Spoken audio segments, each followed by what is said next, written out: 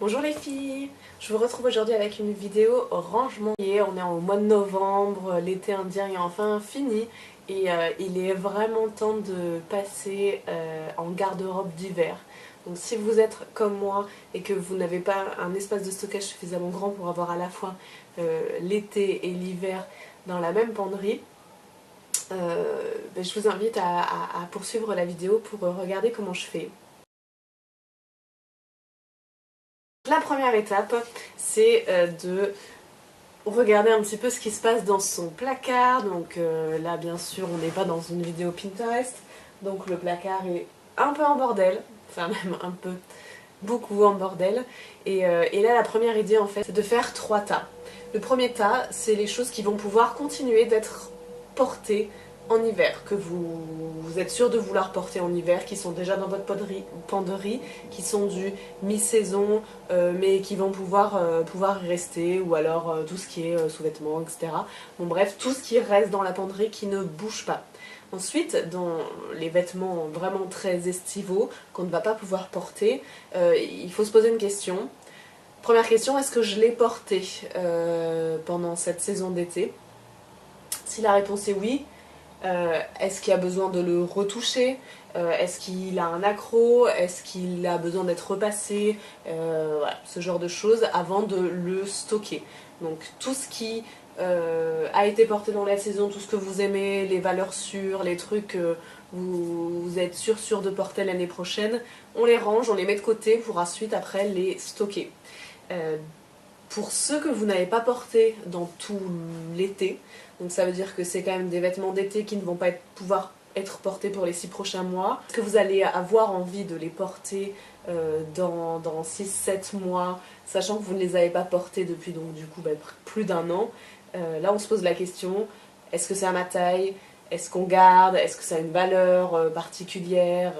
Ce genre de choses. Si oui, on peut en stocker un petit peu, mais le but est de dégager au maximum pour que quand vous rouvrirez vos vêtements d'été l'année prochaine, ou plutôt dans 6-7 mois, et ben ça ne soit que des vêtements que vous ayez envie de porter, qui vous conviennent, qui sont à vos goûts. Voilà, donc on va faire vraiment 3 tas. Ce qui reste dans l'armoire, ce qu'on va donner, soit à des œuvres caritatives, soit à la famille, etc. Et ce qu'on va stocker. Bon, ben c'est parti!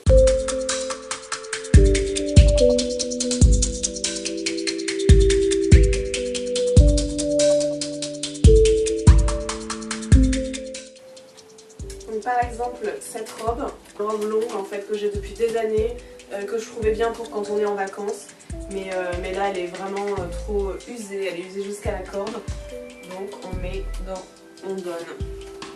Cette jupe là que je n'ai pas portée depuis des années, j'aime beaucoup le motif Liberty, mais je trouve que la forme est quand même très difficile et je ne suis pas sûre que c'est une forme qui risque de revenir. Je sais pas, bon allez, on donne. Idem pour celle-là, la forme est vraiment très moyenne, on donne.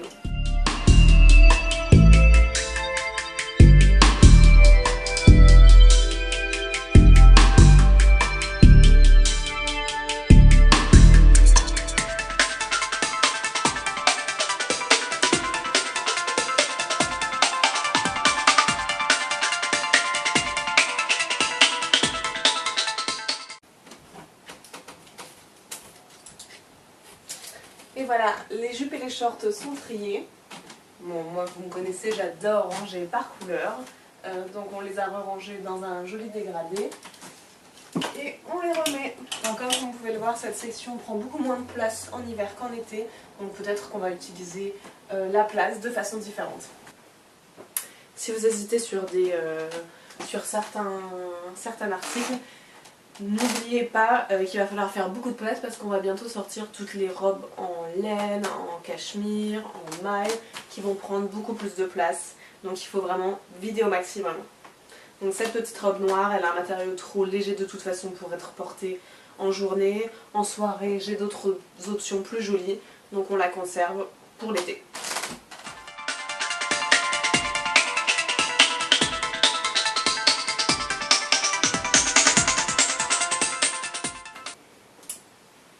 les robes blanches, on les range.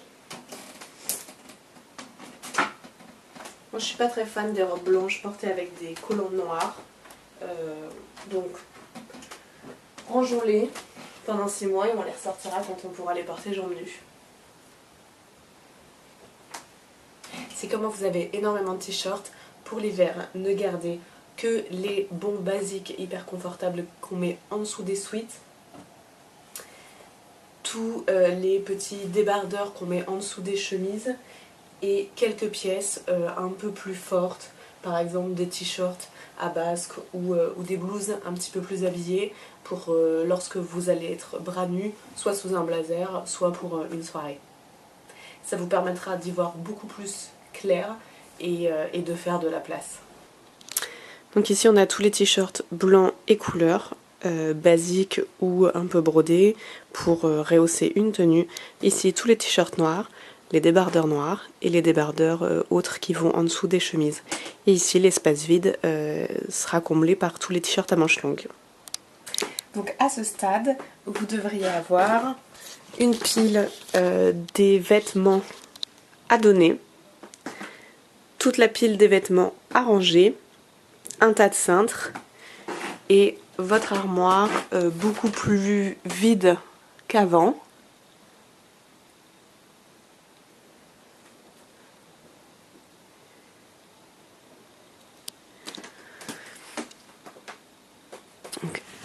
Avec des tiroirs beaucoup plus vides.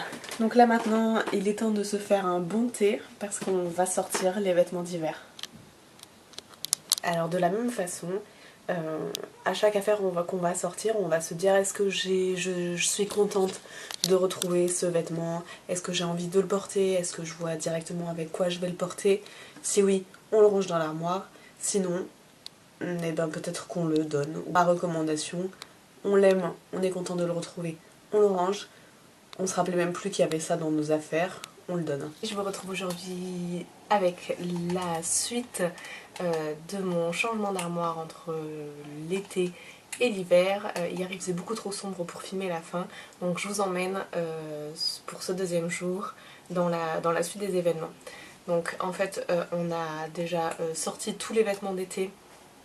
Donc je vous le rappelle, en se posant la question est-ce que j'ai porté ce vêtement, est-ce que j'aurais envie de le porter dans un an, si oui on le conserve, sinon on le donne à des amis, on le revend, on en fait don à des associations. Il y a plein de moyens pour se débarrasser de vêtements et le principal en fait c'est qu'il ne surcharge pas votre armoire pour que ce soit beaucoup plus simple le matin pour voir ce qu'on a, voir ce qu'on a envie de porter et pas avoir l'impression d'être submergé de vêtements. Ensuite on a commencé à sortir les vêtements d'hiver et on se pose exactement la même question. Quand on sort un vêtement, est-ce que je suis contente de le retrouver? Est-ce que j'ai envie de le porter? Est-ce qu'il me va encore? Est-ce qu'il convient encore à mes goûts? Si oui, on le range dans l'armoire. Sinon, on s'en débarrasse tout de suite et voilà. Donc je vous emmène tout de suite dans l'état des lieux de la penderie. Donc voilà l'état de ma penderie après le tri. Donc rapidement, j'ai toujours conservé les vêtements de sport ici, bon les maillots de bain ici pour des raisons de praticité. Ici j'ai mis tous mes pyjamas et homeware. Voilà. Ici tous mes sacs, ce tiroir n'a pas changé. Ici toutes les chaussettes et j'ai laissé un espace pour tout ce qui va être leggings et gros collants. J'ai trié aussi tout ce qui est sous-vêtements, les écharpes, les bijoux n'ont pas changé, les chapeaux non plus. Donc ici c'était tout ce qui était jupe et short. J'en ai beaucoup moins l'hiver donc ça prend beaucoup moins de place. Et c'est vachement d'autant mieux que je peux voir les chapeaux pour les porter parce que c'est des choses que je porte plus en hiver. Pour les robes et les chemises, donc on voit qu'on a quand même assez d'espace, je suis assez contente, c'est pas trop surchargé malgré le fait qu'il y ait des choses en laine qui peuvent prendre un peu plus de place. En dessous, dans cette boîte, on a les lunettes de soleil qui vont un peu moins servir. Ici donc les t-shirts avec tout un espace pour les t-shirts à manches longues et j'ai vraiment conservé uniquement les choses qui se mettent en dessous des vêtements qui sont basiques. Pour les jeans, de la même façon, j'ai gardé que les choses que je risque de porter en hiver et qui sont à ma taille. Et pour les pulls, j'ai donc fait deux rangées, une rangée des pulls légers et une rangée des pulls plus épais ou en cachemire, donc plus chaud. Et voilà.